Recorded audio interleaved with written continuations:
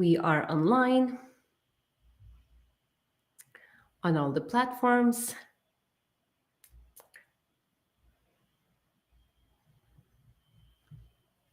Hello, everyone. If you watch me on Facebook, I won't be able to see the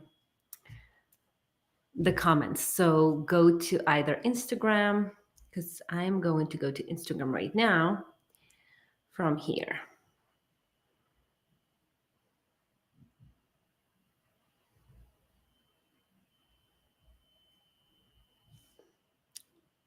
Okay, 8 stages of childhood trauma.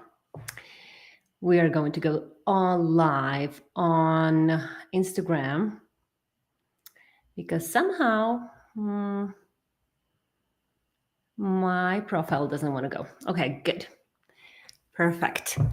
8 stages of childhood trauma. If you can see me here, I'm going to add. Hello, hello. Childhood trauma. I decided to do this live because people answered me in the comments that that's exactly what they want to see more of. Childhood trauma is a sensitive thing, is a sensitive topic because usually we cannot just talk about traumatic experiences. Let me know if you can hear me well. But it's also about all types of abuse, sexual, verbal, emotional, neglect. And not everyone wants to hear that it may be triggering to someone. So if it's triggering someone, what we are going to talk about today, please take these words with the compassion towards yourself as an insight, maybe as a sign that you're facing the reality. And when you face the reality, when you face the childhood trauma, you start the healing. You bring it to the surface and you start the healing. And what is trauma and what is not? Not every difficult experience in our childhood or in our life causes traumatic experience. It doesn't. Sometimes, for example, we lose our loved ones, like our grandmother. That is the natural process of life. It will be difficult for us. We may grieve, but we will not form the trauma as it is. Okay, my Instagram doesn't really want to listen to me. So if anyone wants to watch me on the. Okay, good. Okay, no one wants to. That's fine. Let's go again. So sorry for the connection, but we will talk about 8 stages of childhood trauma. Let's do this again. Let's go live again on Instagram. Okay. Difficult experience. It doesn't cause all the time the trauma. What causes the trauma is how you look at that event and what belief you have formed based on that event. That's what causes the childhood trauma.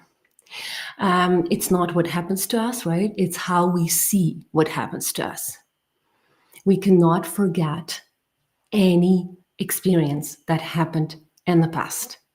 If you want to forget, if you want to erase some moments or some memories, events from your life, it's not going to be possible. The only way you can deal with the memories and with traumatic experiences in your life is only when you face them and you change the meaning of these events.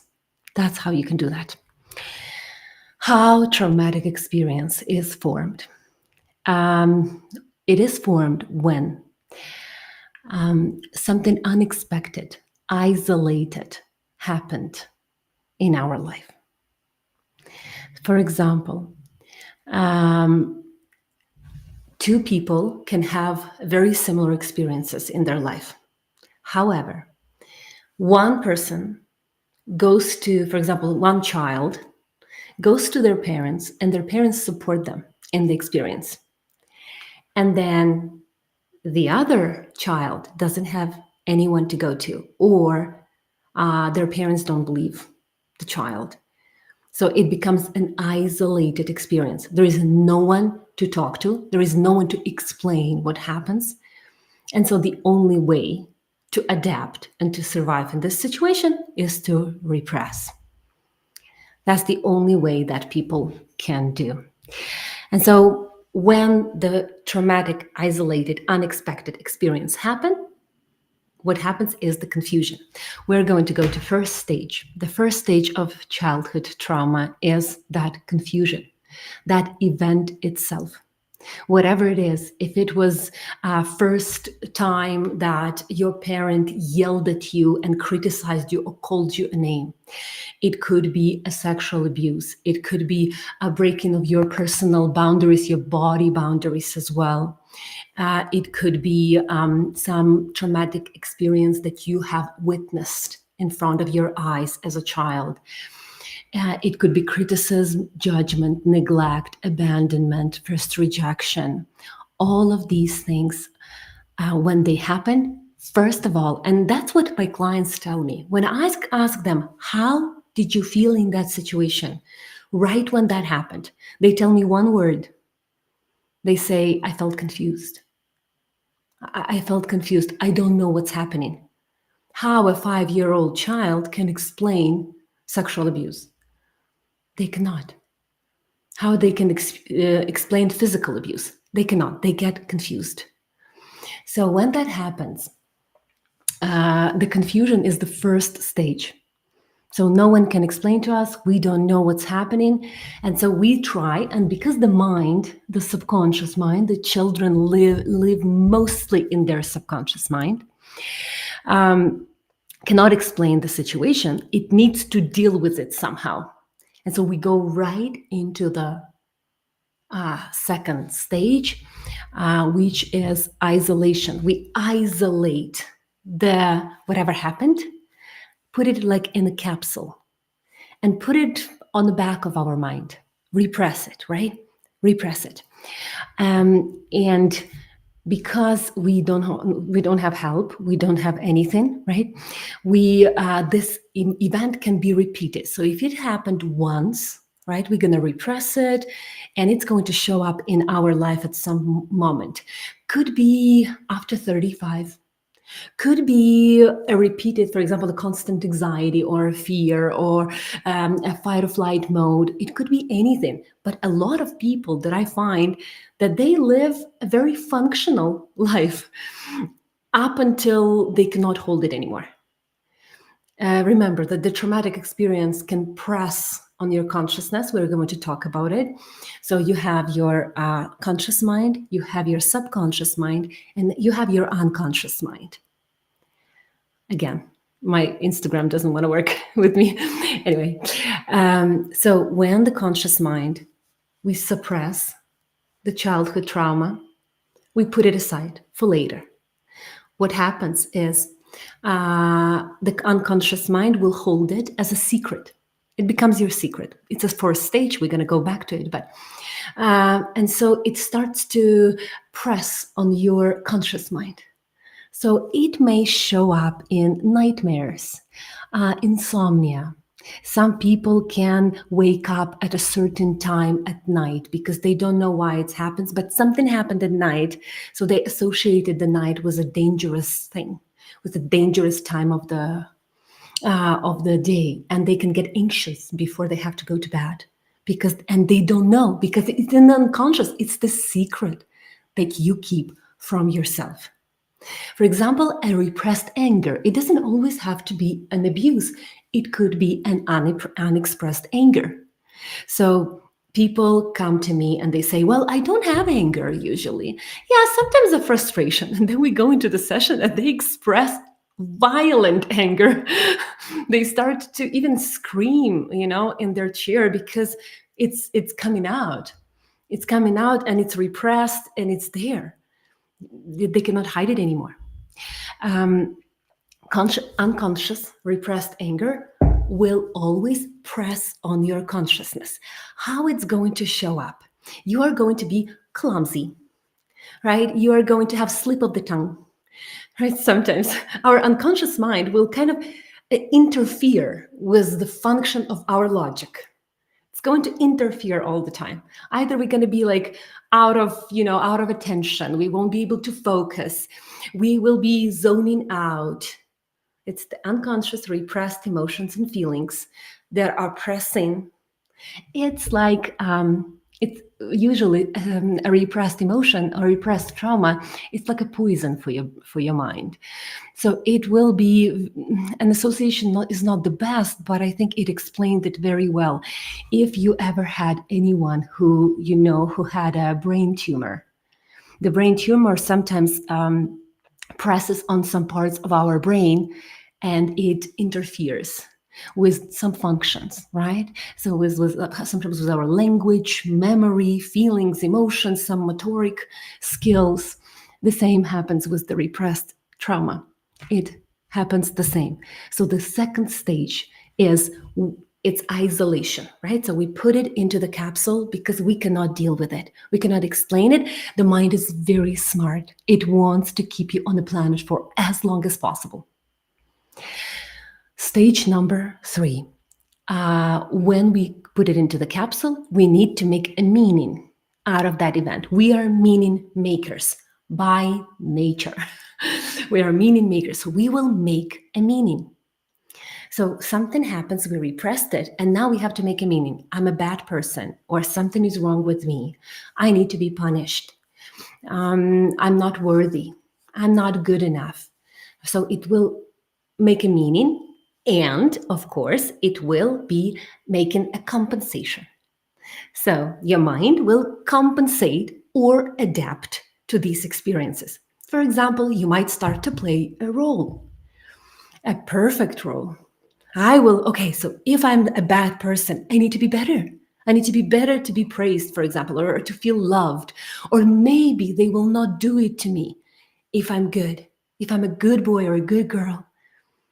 Right? So we might form the meaning to be a perfect child.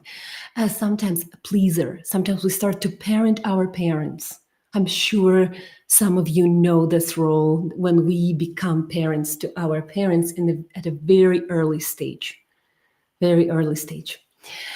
That's the stage number 3, when we form the belief out of the event. We repressed it, suppressed it, compensated, formed the belief.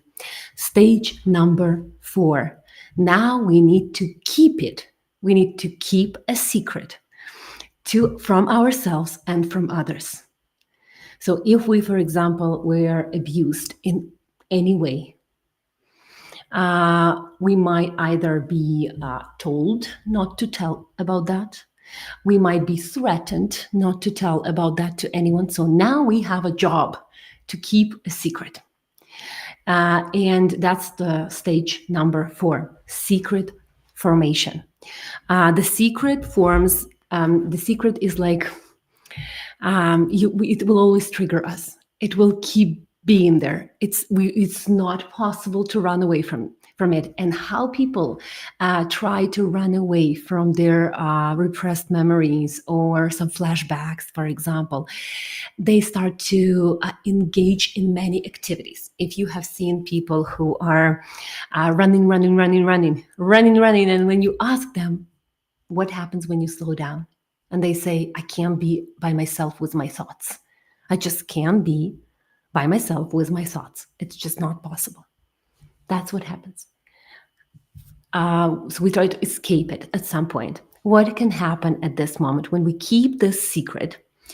We might start, if we are, for example, in the teenage years, we might start drinking, smoking to release it at some point because it's a lot of pressure. So in order to, can you imagine the addiction can be at that point a savior? If you wanna read more about it, it's in the realm of angry ghosts, something like that. Gabor Mate. Please watch or read his book. It's a beautiful book about addictions. addictions, any type of release of traumatic experience, hair pulling, skin picking, sometimes cutting, self harm, can show up as a release of that pain that we cannot hold for a long time. Sometimes we can develop eating disorders out of the traumatic experience, out of a lot of criticism, or out of a lot of control that we had. Right? So if our parents were very controlling, criticizing, judgmental, we can feel so much out of control that we will form the belief that I will control my body. This is the only thing that I can control. I'm never good enough. So, and then you can see that how it can show up in your life if it's something that shows up in your life. Stage number 5. Stage number 5 is the unconscious triggers. Now that you are keeping a secret, you're living with that capsule, going on with your life. You're going to college, going to high school, marrying, dating, having children. You're now going to have triggers. Triggers are kind of like reminders that there is something that is unprocessed, unhealed, which means that the universe will always try to show you, hey, come on, this is what's not working. This is what's not working. Look, you are, for example, overthinking what other people say, or you are too sensitive to criticism, or you have phobia or a fear of public speaking. All the time, the universe is going to remind you in the form of triggers, very uncomfortable things, right? You can be triggered by touch. You can be triggered by words. You can be triggered by reactions, behaviors, even face expression of other people. You can get triggered by that. You can get triggered by colors, by whatever it is, whatever your mind locked onto as a trigger.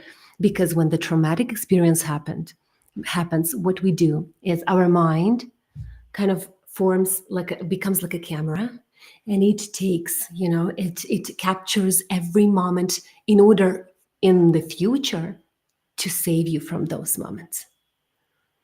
So in the future, it can save you from those moments. So, for example, if you were abused at a certain town, coming back to that town or city might trigger you again. You might get triggered by a specific person. You might triggered by a phone call from your parents if your parents contributed to the childhood trauma.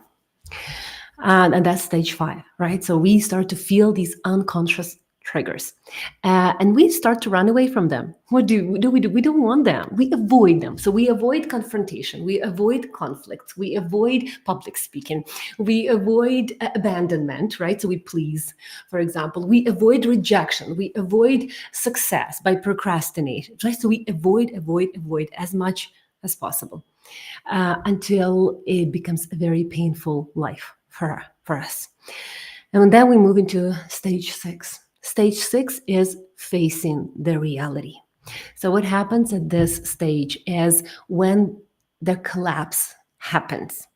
For example, we start to really feel panic attacks. Panic attacks is something that is very uncomfortable. You can ignore it. You can ignore an anxiety, but you can't ignore panic attacks, because the heart palpitations starts to, like, your body gives out a lot of symptoms, so they're very painful and scary. So of course we cannot hold it anymore. We start to feel worsening of our, for example, depression, anxiety, phobias, fears, relationship problems. So, and then we are really forced to face the reality. And that's what happens at the stage 6. We are facing the reality. Oh, okay, something is not working. There could be something in my subconscious or unconscious mind that is triggering me. That's what happens. And we are moving into stage 6, and we are then going to tell how to release it, how to start doing some things to move forward in this journey. Stage number 7 is acknowledgement. So when a collapse of belief system happened, you start to have physical symptoms. It's not possible anymore to hold on to the trauma. What happens then? is you acknowledge, yes, there was a traumatic experience. Yes, it's time for me to face it and to really do something about it. So we start to make actions, take actions, or we start to look for the answers. Right, so look for the answers. Start to take therapy sessions, try different modalities, read books, educate ourselves on the matter, the childhood trauma. We start to be interested. Like, come on, I can't live like that anymore. I acknowledge there is something that needs to be done. Beautiful stage, beautiful stage, because it's already right before the 8th stage, because their last stage is releasing the childhood trauma. How to do that is by changing the meaning of that event. Usually, what happens when you take your strong adult mind and under guidance, look at the traumatic experience that happened and understand it, process it with your smart mind, smart adult mind. When you do that, it could be done in hypnosis. It could be done in EMDR. It could be done in other energy, maybe healing modalities, recall therapy, regression therapy. You look back and you change how you see your past. That's called releasing. It can come with the healing crisis. What happens in a healing crisis? People are so afraid because after the release, right, they might feel the worsening. It's like, it's like letting go. It's like grief. And people might feel the worsening of the symptoms for a couple of hours or for a couple of days. It's good. It's good. Healing crisis is amazing. It means that your body is doing some incredible inner changes. So usually in this time, I always recommend clients to drink water, go for a walk, be gentle to yourself, and know that it's exactly what needs to be happening. You are letting go. Long ago, when the healing crisis concept was invented, doctors said that if you have a healing crisis, your recovery is much better than the patient who is not having the healing crisis. It was believed that if you are experiencing the worsening of the symptoms after you release childhood trauma, it's better than if you don't.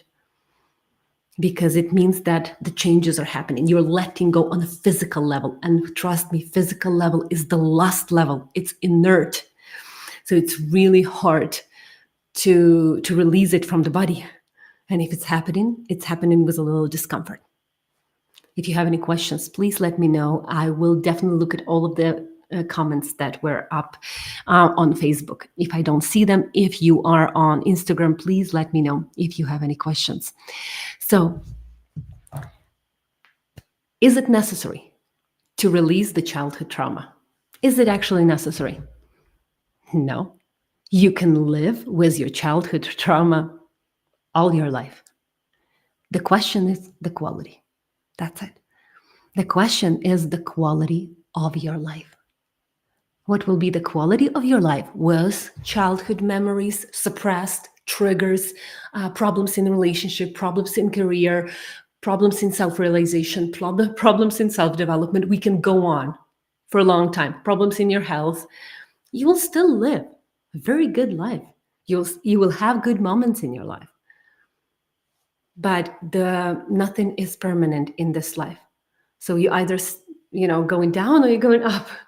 So you can live with childhood trauma. It's absolutely possible to do that. The question is, how do you want to live? So this is the question that you need to ask yourself. How do I want to live my life? What do I want? Do I want to keep going, or do I want to do something about it? That's a question of the lifetime. Childhood trauma is not a life sentence. Very often, I hear clients come to me and their therapists, their doctors are telling them horrible things, horrible beliefs. When doctors and nurses and they put their hand, like they commit not to harm. And some of them are telling extremely harmful things to their clients and patients. Like, you only have 5 weeks to live, and then that person proves that and lives many, many years. It's it's sad. It's sad. It's really sad and a little bit frustrating, but there's nothing we can do about it, right? But we can choose the story we believe in. So it's not a life sentence. Childhood trauma, because there is no pain in the past. We only keep it in our mind. There's no energy in the past. We keep it here in our mind. So as you change your beliefs, as you change your perception, as you release the suppressed emotions, whether it's anger, whether it's resentment, whether it's grief, whether it's understanding, by the way, right? We sometimes suppress understanding. We are ready to understand, but we don't want to. We don't want to change. So if we release it, it's not a life sentence. You can go on. Childhood trauma is the depth of your story. I want you to really get these words. Childhood trauma is not a life sentence of suffering. It's the depth of your story.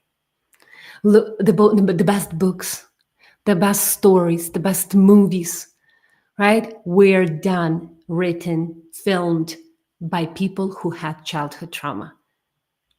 Some of them are horrible, unimaginable, but they took it and used it as a seed to make the story unique, authentic, deep, So it's up to you whether you make childhood trauma a life sentence of suffering, or you make a childhood trauma a depth of your story, of your history, and the seed for your success.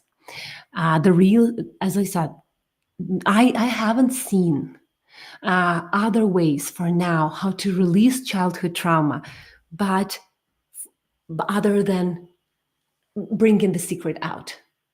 Confession, right? Let's just say in religion, it's called confession. When you express it with all the feelings and emotions. Some people may read a book and they can see something and get an insight. They can have a spontaneous insight. That happens as well. Allow your mind to heal at any moment. Your subconscious mind doesn't know time. I always repeat that. And healing happens in the subconscious mind. Of course.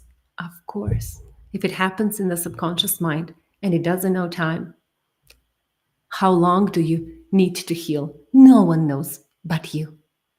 No one knows but you. You decide. Right? So, and working on your limiting beliefs, working on these programs of these meanings that you made. As a 5-year-old or 8-year-old or 9-year-old, you made the belief, I'm a bad person. I need to be punished. And we punish ourselves till now. We punish and punish and punish our body, punish our mind, punish our life. And the people who are around us suffer from that as well, our loved ones. So releasing childhood trauma, it's your obligation. It's sometimes people think about what's the purpose of life. The purpose of life is to make your life better. That's it. To make your life better. And then you decide what you want to do. Do you want to change the career? Do you want to improve your relationship with kids, with your partner? Find the relationship. But first stage, release it, change the meaning. You will always remember what happened to you. But you can change that feeling when that memory comes in. When the memory comes in, right? You have a memory that flashes. The feeling here can be changed. It can be done with hypnotherapy, recall therapy, regression therapy, energy healing, talk therapy. There are some beautiful, incredibly beautiful therapeutic methods. Please message me in DM. I will give you the list of really good talk therapy methods that are working really well. If you are afraid to go deeper, to go into your subconscious mind, for example, right? You can start slowly taking out the childhood trauma from your therapy sessions as well. You need to find a good one, a really good one. So I hope this helps you see the childhood trauma as a depth, as part of the story that can become your success, not as a suffering. Because if you don't change that perception, it's going to be a victim role. Oh, if only I didn't have that. Oh, if only I was so lucky as my friend who didn't have abuse. Oh, if only, wishy-washy, wishy-washy. That doesn't really come to anything. And at some point it will. At some point you'll get tired even of wishy-washy. Usually do. People who watch these videos, they're usually interested in themselves. So you're either already on a healing journey on 6 or 7 or 8 stage, or you're going there. I love you all. Be healthy emotionally and physically. Bye.